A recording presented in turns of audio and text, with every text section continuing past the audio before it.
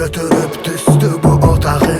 Bütün zənglər qayıdır cavabsız. Var çox sual, var çox sual. Bu həyat heç oynamadın azınla sənin. Razılaşmır dostların etirazınla sənin. İşlərin gətirilmir düz axtarma səhv özündə.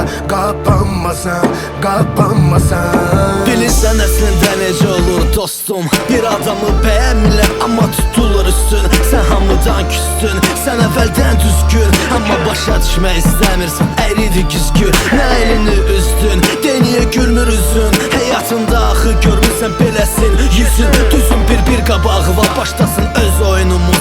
Yerimiz ayrı olsa da bizim birdir suyumuz. Mənim üçün ağıl danışma, görürəm gözlərin alışmır. Çalışma, heç çalışma, səndə aldatmaq heç alınmır. Mənim üçün ağıl danışma, görürəm gözlərin alışmır. Çalışma, heç çalışma, səndə aldatmaq heç alınmır. Mən Bakıda doğulan, sıxlığından boğulan, havasını misralarda əks etdirən bir oğlan. Sənin hər gün dinlədiyin qəmli mahnılar var. Məndə bir o qədər kəsilməyən ağrılar var. Nə olsun günəş həmin günəşdir, isidir dəniz həmin.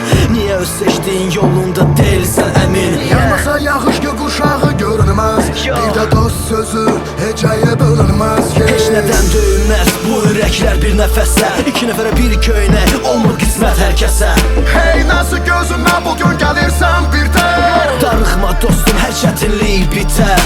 Çəkdiyin əziyyətin bərəsini görərsən. Biz çıxardacaq əvəzini görərsən. Yüz qat, Yüz tart, yüz qıbuz qat. Arzuların düz yanındadır, əlini uzat. mənim üçün ağıl danışma, görürəm gözlərin alışmır. Çalışma, heç çalışma, səndə aldatmaq heç alınmır.